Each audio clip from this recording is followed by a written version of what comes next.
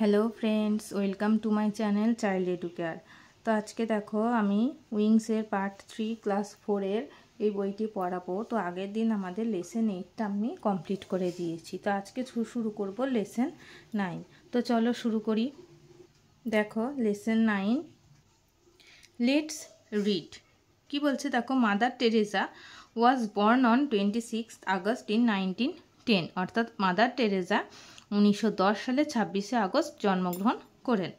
At the age of 18 she decided to be a nun. তার যখন 18 বছর বয়স হয় তিনি তখন সিদ্ধান্ত নেন বা ডিসাইডেড করে কি না তিনি সন্ন্যাসিনী হবেন। She then left home for good to enrol herself at the Institute of the Blessed Mary Virgin in Ireland. তখন তিনি কি করেন, তিনি চিরদিনের মতন বাড়ি থেকে বেরিয়ে গেলেন, অর্থাৎ বাড়ি তিনি ত্যাগ করলেন এবং কি করলেন না আয়ারল্যান্ডের Institute of the Blessed Mary Virgin তিনি তার নামটা গিয়ে কি করলেন নথিভুক্ত করলেন, অর্থাৎ সন্ন্যাসিনী হিসেবে তিনি সেখানে যোগ দিলেন। সেটা কত বছর বয়সে? 18 বছর বয়সে। She came to India in 1929 এবং তিনি ভারতবর্ষে এসেছিলেন কত সালে? 1929 সালে। Teresa founded the missionaries of charity in 1950। তাহলে টেরেসা কী করেন? মিশনারি অফ চ্যারিটি স্থাপন করেন কত সালে? 1950 সালে। She spent many years of her life in Kolkata working for the poor and sick people. তার জীবনের তিনি তার জীবনের বহু বছরটাই তিনি কলকাতাতে কাটিয়ে দিয়েছেন। কেন না সেখানে গরিব এবং অসুস্থ মানুষদেরকে পেছনে কাজ করে তিনি তার বেশিরভাগ জীবনটাই কলকাতায় কাটিয়ে দিয়েছেন। She was honoured with many awards. তিনি বিভিন্ন পুরস্কারে সম্মানিত হয়েছিলেন। In 1979 she was awarded with the Nobel prize of piece এবং 1979 সালে তিনি শান্তিতে নোবেল প্রাইজ পান। She is respected all over the world for her noble works. তার এই মহান কাজের জন্য তিনি গোটা পৃথিবী বা সারা বিশ্বে তিনি সম্মান পান বা সম্মানিত হন। She passed away on 5th September 1997 in Kolkata. তিনি 5ই সেপ্টেম্বর 1997 সালে কলকাতাতে তিনি মারা যান। তাহলে এই গেল আমাদের প্যাসেজটা, তো বোঝা গেল। এবার দেখো কি বলছে activity 1, complete the following sentences with the information from the text. এই সেন্টেন্সগুলো কমপ্লিট করো টেক্সট থেকে ইনফরমেশন নিয়ে। নাম্বার এ কী বলছে দেখো, mother Teresa spent many years of her life in dash. তাহলে মাদার টেরেসা তার জীবনের বেশিরভাগ বছরটা কোথায় কাটিয়েছিলেন? কলকাতাতে। তাই তো আমরা এখানে পড়লাম, তাহলে Kolkata. Mother Teresa was born in, mother Teresa কবে জন্মগ্রহণ করেন? মাদার টেরেসা জন্মগ্রহণ করেন কবে? দেখো 1910 সালে 26শে আগস্ট। তাহলে এখানে কি লিখবো? Born in 1910, 26th August. She founded তিনি কি করেছিলেন? তিনি স্থাপন করেছিলেন কি না the missionaries of charity, the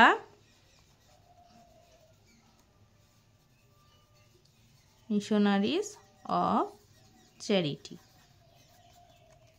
in 1979 mother Teresa was awarded. 1979 সালে মাদার টেরেসা কি প্রাইজ পেয়েছিলেন? না নোবেল প্রাইজ পেয়েছিলেন। তাহলে awarded the Nobel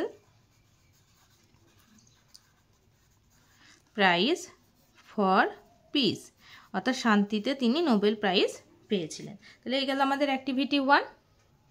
activity 2, write T for true statements and F for false statements in the boxes given. অর্থাৎ সত্যিটার জন্য অর্থাৎ ট্রু যেটা হবে সেটার জন্য টি এবং ফলসের জন্য এফ, এই বক্সগুলোতে লিখতে বলছে। তো দেখো number A, mother Teresa spent many years in Delhi. Mother Teresa বেশিরভাগ সময়টা কোথায়? দিল্লিতে কাটিয়েছিলেন। এটা নিশ্চয়ই না, এটা ফলস হবে, তাই কলকাতায় কাটিয়েছিলেন তিনি। Mother Teresa founded the missionaries of charity, তিনি মিশনারিজ অফ চ্যারিটি স্থাপন করেছিলেন, এটা সত্যি অর্থাৎ true. C was honoured with many awards, তিনি বিভিন্ন পুরস্কারে সম্মানিত হয়েছিলেন, এটাও কি সত্যি অর্থাৎ true. Mother Teresa help the poor people, mother Teresa গরিব মানুষদের খুব সাহায্য করতেন, এটা ট্রু। তাহলে আমাদের ট্রু ফলস হয়ে গেল। এবার দেখো নেক্সট কি আছে activity 3, whom did mother Teresa help. Mother Teresa কাকে হেল্প করেছিলেন? What did mother Teresa do during her long stay in Kolkata, তার দীর্ঘ কলকাতায় থাকাকালীন তিনি কি করেছিলেন? Why did mother Teresa establish missionaries of charity, missionaries of charity তিনি কেন স্থাপন করেছিলেন? Why is mother Teresa respected all over the world, কেন মাদার টেরেসা সারা বিশ্বে সম্মানিত হন? এইগুলো আমাদের প্রশ্ন। তো এবারে উত্তরগুলো আমরা দেখে নিই। তো দেখো, whom did Mother Teresa help? Mother Teresa helped the poor and sick people. What did Mother Teresa do during her long stay in Kolkata? During her long stay in Kolkata, Mother Teresa worked for the poor and sick people. Why did Mother Teresa establish missionary of charity? Mother Teresa established missionaries of charity to help the poor and sick people. Why? Number D দেখো, why is Mother Teresa respected all over the world? Mother Teresa is respected all over the world for her noble works. তাহলে এই গেল আমাদের activity 3 question and answer. Next দেখো activity 4 কি বলছে, tick the correct preposition. Correct প্রিপোজিশনের right চিহ্ন দিতে বলছে। He came to my house on in Sunday. সে আমার বাড়িতে এসেছিল সানডেতে, তাহলে অন হবে না ইন হবে, এটা বলো। তাহলে on, house on Sunday. The dog jumped above over the fence, তাহলে এটা কী হবে, the dog jumped over the fence. Roma lives into না ইন পুরুলিয়া, রোমা বা Rama lives in Purulia. My friend Annie lives beside from my house. My friend মানে আমার বন্ধু Annie আমার বাড়ির কোথায় বাস করে, পাশে, তাহলে হচ্ছে beside. The old woman is suffering of from fever, তাহলে the old woman is suffering from fever. সে তা আমার ক্লাসগুলি তোমাদের কেমন লাগছে অবশ্যই কমেন্ট করে জানিও, এবং যদি ভালো লেগে থাকে তাহলে চ্যানেলটি অবশ্যই সাবস্ক্রাইব করো এবং ভিডিওটিতে একটি লাইক কমেন্ট এবং বন্ধুদের মধ্যে শেয়ার করে দিও। আর উইংসের আগের ক্লাসগুলি যদি না দেখে থাকো তাহলে ডিসক্রিপশান বক্সে লিঙ্ক দেওয়া থাকবে, সেখান থেকে তোমরা দেখে নিও। তাহলে এবার দেখো অ্যাক্টিভিটি 5 কি বলছে, fill in the blanks with correct preposition. Correct preposition দিয়ে ব্ল্যাঙ্কসগুলি পূর্ণ করতে হবে। তা নাম্বার 1 কি বলছে, the teacher sat the dash the chair. তাহলে টিচার বা শিক্ষক মহাশয় কোথায় বসে আছেন, চেয়ারে বসে আছেন, তাহলে সেখানে হবে ড্যাশে কী হবে বলো, তাহলে স্যাট অন দ্য চেয়ার, তিনি চেয়ারের উপর বসে আছেন। There is a nice story dash this book, তাহলে সেখানে ওই বইটার মধ্যে নাইস স্টোরি অর্থাৎ সুন্দর গল্প আছে, তাহলে in this book. Distribute the sweets dash the boys of the class, ক্লাসের সমস্ত বয়দের মধ্যে মিষ্টি বিতরণ করা হলো, তাহলে কী হবে, অ্যামং দ্য বয়েজ, অ্যামং মানে হচ্ছে মধ্যে, বয়েজের মধ্যে। He was born in 1990। Mister Sharma came, কী হবে, mister Sharma came to Kolkata from Delhi, তিনি দিল্লি থেকে কলকাতায় এসেছিলেন, তাহলে came to Kolkata from Delhi. লেগে গেল আমাদের অ্যাক্টিভিটি 5। আচ্ছা অ্যাক্টিভিটি 6 কী বলছে দেখো, রিড দ্য ফলোয়িং প্যাসেজ, প্যাসেজটি পড়ো, identify the proper nouns, pronouns and adjectives and the place them in the suitable boxes. তাহলে এই প্যাসেজটা থেকে প্রপার নাউন, প্রোনাউন্স এবং অ্যাডজেক্টিভ আইডেন্টিফাই করতে বলছে এবং সুইটেবল বক্সের মধ্যে লিখতে বলছে, এখানে বক্স দিয়ে দিচ্ছে। তো দেখো বলছে, Samir was a kind boy, Samir ছিল একটি দয়ালু ছেলে। ওয়ান ডে, একদিন, he found a dog in his garden, সে একদিন তার বাগানে একটি কুকুরকে দেখতে পেল বা খুঁজে পেল। It had heart it's leg, সেই কুকুরটির পায়ে আঘাত পেয়েছিল। Samir put some medicine, Samir তাকে কিছু ওষুধপত্র দেয়, অন দ্য উন্ড, ওই সেই লাগা জায়গাটায়, এবং অ্যান্ড ব্যান্ডেজ ইট, এবং সেটি ব্যান্ডেজ করে দেয়। He also gave the dog some warm milk to drink, এবং সে কী করে, এছাড়াওতে সে কুকুরটাকে মানে কিছু গরম দুধ দেয় খাওয়ার জন্য। At night Samir made a small bed with some old clothes, না রাত্রেবেলায় সমীর কী করলো, কিছু পুরনো জামা কাপড় দিয়ে তাকে একটা বিছানা তৈরি করে দিল। The dog lay down on it, এবং কুকুরটি কী করে সেখানে শুয়ে পড়লো, ওয়াগিং ইটস টেল, এবং লেজ নাড়াতে থাকলো। সুন দে বিকেম গুড ফ্রেন্ডস, খুব তাড়াতাড়ি তারা দুজনে বন্ধু হয়ে উঠলো। সমীর গট এ কিউট পেট, সমীর একটি আদুরে পোষ্য পেল।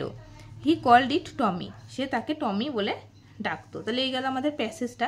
এবার বলছে এখান থেকে প্রপার নাউন, অ্যাডজেক্টিভস এবং প্রোনাউন বাঁচতে। তাহলে প্রপার নাউন কোনগুলো, কোনো নাম নির্দিষ্ট জনের নাম বোঝাতে তাকে প্রপার নাউন বলা হয়। তাহলে এখানে আমরা প্রপার নাউন পেলাম কি, একটা সমীর, আর একটা পেলাম কি সমীর, আর পেলাম কি টমি। তাহলে এবার দেখো অ্যাডজেক্টিভ কী কী হচ্ছে, অ্যাডজেক্টিভ হবে এখানে কাইন্ড, কাইন্ড মানে হচ্ছে দয়ালু, ছেলেটি কেমন ছিল না দয়ালু। তারপরে হচ্ছে ওয়ার্ম, ওয়ার্ম হচ্ছে গরম, দুধটা কীরকম ছিল ওয়ার্ম। তারপর হচ্ছে স্মল, বেডটা কেমন ছিল না ছোট স্মল। তারপরে হবে দেখো ওল্ড, জামা কাপড়গুলো ছিল পুরনো। তারপরে হবে গুড, কেমন ফ্রেন্ড না গুড ফ্রেন্ড হয়েছিল। আর কি হবে কিউট, কেমন পোষ্য না কিউট মা আদুরে পোষ্য, কেমন পোষ্য ছিল না আদুরে পোষ্য ছিল। এবার দেখো প্রোনাউন, প্রোনাউন কী হবে দেখো হি, তারপরে হচ্ছে ইট, হিজ, প্রোনাউন অনেক আছে দেখো,